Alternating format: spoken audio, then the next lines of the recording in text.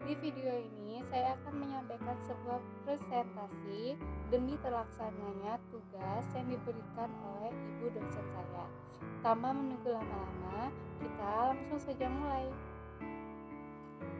Sekolah di Stainu, Kota Bumi, Lampung Utara. Tempatnya saya berada di Stainu, Kampus C, Lampung Utara.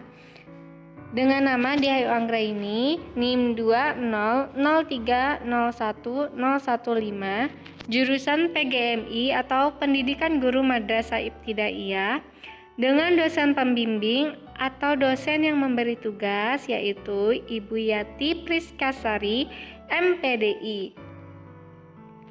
Saya akan membahas tentang yang pertama, pengertian ulumul hadis, yang kedua, sejarah dan perkembangan ulumul hadis, dan yang ketiga, cabang-cabang ulumul hadis. Kita langsung ke pengertian ulumul hadis.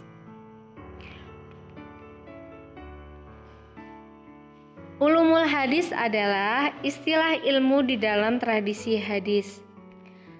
Ilmu hadis terdiri dari dua kata, yaitu ilmu dan al-hadis. Dalam bahasa Arab, ulum bentuk jamak dari ilmun, ulumun, yang berarti ilmu-ilmu. Sedangkan hadis berarti ucapan, perbuatan, atau penetapan yang dinisabatkan kepada Nabi Muhammad SAW. Menurut ulama muqaddimin atau ulama terdahulu, ulumul hadis juga bisa diartikan sebagai yang pertama, ilmu atau pengetahuan yang membahas tentang cara-cara persambungan hadis sampai kepada Rasul SAW. Dari segi hal ihwal para perawinya, ketelitian, keadilan, dan persambungan mata rantai sanadnya. Yang kedua, ilmu atau pengetahuan mengenai kaidah-kaidah yang menghantarkan kepada pengetahuan tentang rawi atau periwayatan dan marwi atau materi yang diriwayatkan. Yang ketiga yaitu ilmu atau pengetahuan untuk mengetahui kondisi sanad atau penyandaran dan matan atau kandungan hadis. Ulumul hadis juga memiliki makna. Yang pertama, makna jadid. Jadid yang baru, yakni apa yang disandarkan kepada Rasul SAW dan yang ada setelah Al-Quran. Yang kedua yaitu makna qarib, yang dekat, yakni waktunya belum lama atau terjadi. Yang ketiga yaitu habar atau berita, yakni sesuatu yang dibicarakan dan dipindahkan dari perawi ke perawi lainnya. Di sini ada dua ilmu pokok ulumul hadis. Yang pertama yaitu ilmu hadis riwayah. Menurut bahasa, riwayah berasal dari kata rawa, yarwi, riwayatan, yang berarti an-naql atau perpindahan, az-zikr atau penyebutan, dan al-fat atau pertimbangan. Menurut Ibnu al-Ahfani, hadis riwayah adalah ilmu yang mencakup perkataan, perbuatan Rasul SAW, baik periwayatannya, pemeliharaannya maupun penulisannya atau pembakuan lafaz-lafaznya. Ilmu hadis riwayah juga bisa diartikan sebagai ilmu yang mempelajari semua perkataan, perbuatan, takrir atau persetujuan Nabi dan tabiat Rasul SAW, baik dari segi periwayatan ataupun cara memeliharanya. Objek-objek dalam kajian ilmu riwayah mencakup cara periwayatan hadis, baik dari segi penyampaian ataupun dari segi penerimaan para perawi ke perawi lain, dengan cara pemeliharaan hadis yaitu dalam bentuk penghafalan dan penulisan serta pembukuannya. Yang kedua yaitu ilmu hadis dirayah. Secara bahasa, kata dirayah berasal dari kata darah, yadri, darian, dirayatan, yaitu pengetahuan. Ilmu hadis dirayah bisa disebut dengan ilmu mustalah hadis, ilmu ushul hadis, dan qawaidul hadis.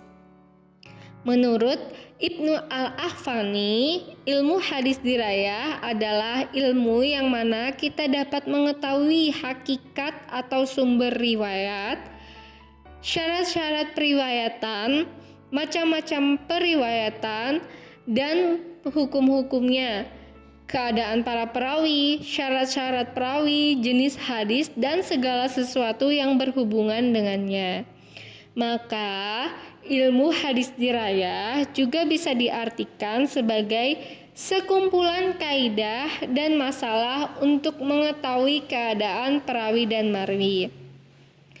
Objek dalam ilmu hadis dirayah mencakup penelitian terhadap para perawi hadis dan keadaan mereka yang meriwayatkan hadis. Begitu juga dengan halnya sanad maupun matannya. Kita lanjut ke pembahasan yang kedua, yaitu sejarah dan perkembangan ulumul hadis. Pada awalnya, ilmu hadis memang merupakan beberapa ilmu yang masing-masing berbicara tentang hadis Nabi Shallallahu Alaihi Wasallam dan para perawinya. Penulisan ilmu hadis secara parsial dilakukan khususnya oleh para ulama pada abad ke-3 Hijriah. Ilmu yang terpisah dan bersifat parsial tersebut disebut ulumul hadis karena masing-masing membicarakan tentang hadis dan perawinya. Namun pada masa berikutnya, ilmu-ilmu terpisah itu mulai digabungkan menjadi satu. Selanjutnya dipandang sebagai satu disiplin ilmu yang dipandang sendiri dan masing-masing menggunakan nama ulumul hadis. Jadi, penggunaan lafaz jama' ulumul hadis setelah keadaannya menjadi satu mengandung makna mufrad atau tunggal, yaitu ulumul hadis. Namun karena telah terjadi perubahan, maka lafaz tersebut dari maknanya yang pertama, beberapa ilmu yang terpisah menjadi nama dari suatu disiplin ilmu yang khusus atau disebut dengan mustalah hadis. Ulama-ulama yang memakai nama ulumul hadis yaitu ada beberapa di sini. Ada ilmu Al-Hakim Al-Naisaburi 405 Hijriah atau 1014 Masehi, dan ilmu Al-Salah 643 Hijriah atau 1246 Masehi, dan ulama kontemporer seperti Zawar Ibnu Latifah Al-Usmani Al-Tawani dan Subi Al-Salih. Sedangkan beberapa ilmu yang menggunakan lafaz mufrad yaitu di sini ada Suyuti dari 911 Hijriah atau 1505 Masehi dan Al-Iraqi di dalam berbagai karyanya.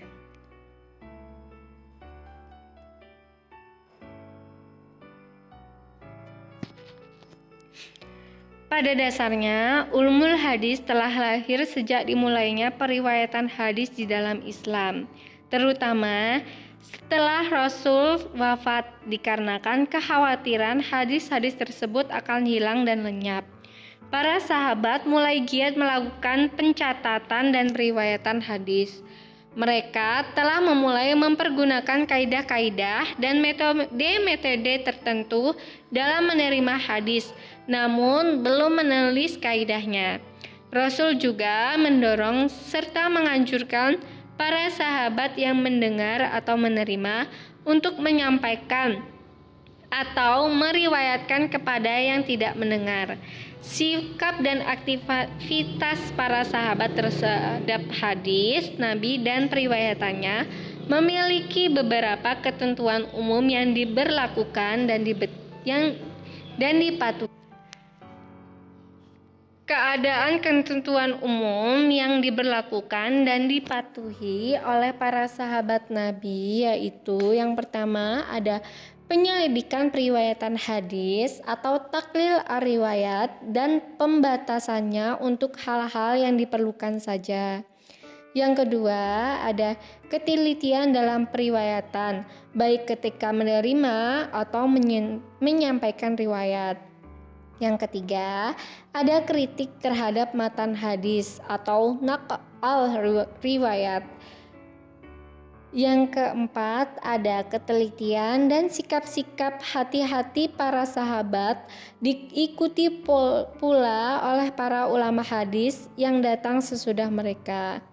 Dan sikap tersebut semakin ditingkatkan terutama setelah munculnya hadis-hadis palsu, yaitu sekitar tahun 41 Hijriah setelah masa pemerintahan Khalifah Ali RA.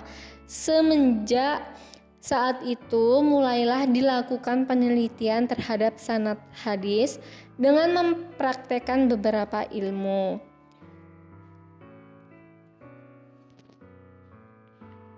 Setelah itu muncul kegiatan pemalsuan hadis, maka beberapa aktivitas tertentu dilakukan oleh para ulama hadis dalam rangka memelihara kemurnian hadis. Aktivitas kemurnian hadis yaitu seperti melakukan pembahasan terhadap sanad hadis serta penelitian terhadap keadaan setiap para perawi hadis. Hal yang sebelumnya belum pernah mereka lakukan. Yang kedua ada melakukan perjalanan atau rihlal dalam mencari sumber hadis agar dapat mendengar langsung dari perawi asalnya dan meneliti kebenaran riwayat tersebut. Yang ketiga di sini ada melakukan perbandingan antara riwayat seorang perawi dengan riwayat perawi lain yang lebih siqot dan terpercaya dalam rangka untuk mengetahui kedaifan atau kepalsuan suatu hadis.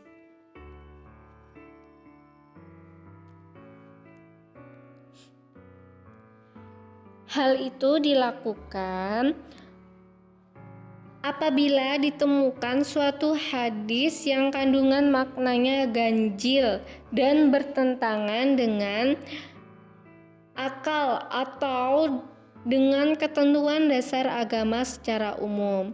Apabila telah dilakukan perbandingan dan terjadi pertentangan antara riwayat perawi itu dengan riwayat perawi yang lain dan terpercaya, maka para ulama hadis umumnya bersifat meninggalkan dan menolak riwayat tersebut, yaitu riwayat dari perawi yang lebih lemah. Kita lanjut ke abad-abadnya. Yang pertama, di sini ada abad kedua Hijriah. Hadis telah dibukukan secara resmi atas perkasa Khalifah Umar bin Abdullah bin Abdul Aziz dan dimotori oleh Muhammad bin Muslim bin Syihab al-Zuhri. Para ulama yang bertugas dalam menghimpun dan membukukan hadis tersebut menerapkan ketentuan-ketentuan ilmu hadis yang sudah ada dan berkembang sampai pada masa mereka. Mereka memperhatikan ketentuan-ketentuan hadis sahih, demikian juga keadaan para perawinya. Hal itu terutama karena telah menjadi perubahan yang besar di dalam kehidupan umat Islam, yaitu para penghafal hadis sudah mulai berkurang dan kualitas serta tingkat kekuatan hafalan terhadap hadis sudah semakin menurun karena telah menjadi pencampuran dan akulturasi antara masyarakat Arab dengan non-Arab, menyusul dengan perkembangan dan perluasan daerah kekuasaan Islam. Kita lanjut ke abad ketiga Hijriah. Mulailah ketentuan dan rumusan kaidah-kaidah hadis ditulis dan dibukukan namun bersifat parsial. Masa abad ketiga Hijriah ini disebut juga dengan masa keemasan dalam sejarah perkembangan hadis. Seperti yang kita bilang tadi, mulailah ketentuan-ketentuan dan rumusan kaidah-kaidah hadis ditulis dan dibukukan namun bersifat parsial. Yahya bin Ma'in menulis tentang Tarikh al-Rijal, Muhammad bin Sa'ad menulis tentang At-Tabaqat, dan Ahad bin Hanqal menulis Al-An'ilal atau beberapa ketentuan tentang cacat atau kelemahan suatu hadis atau perawinya. Kita lanjut ke pada abad ke-4 Hijriah. Pada abad ke-4 dan ke-5 Hijriah, mulailah ditulis secara khusus kitab-kitab yang membahas tentang ilmu hadis yang bersifat komprehensif. Seperti kitab Al-Muhaddis Al-Fashin bin Al-Rawi wa Al-Wa'i oleh Al-Qadi Abu Muhammad Al-Hasan ibn Al-Rahman bin Al-Khalat Al-Ramu Harmuzi, dan banyak yang lainnya. Kita lanjut ke abad-abad selanjutnya. Nah, pada abad-abad berikutnya bermuncullah karya-karya di bidang ilmu hadis yang sampai ini menjadi referensi utama dalam membicarakan ilmu-ilmu hadis.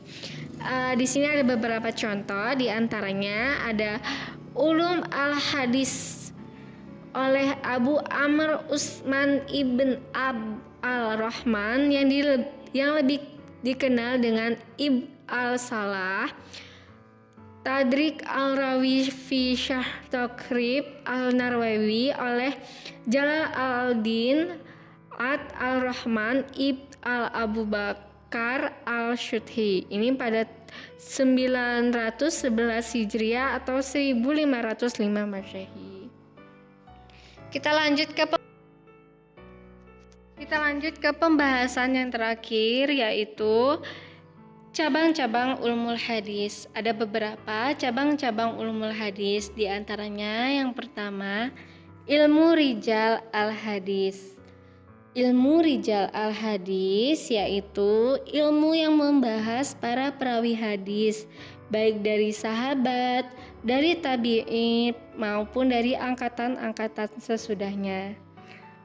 Yang kedua di sini yaitu ilmu jarh wa at-ta'dil, yaitu ilmu yang menerangkan tentang hal cacat-cacat yang dihadapkan para perawi dan tentang pentakdilannya, atau memandang adil para perawi dengan memakai kata-kata yang khusus dan tentang martabat kata-kata itu.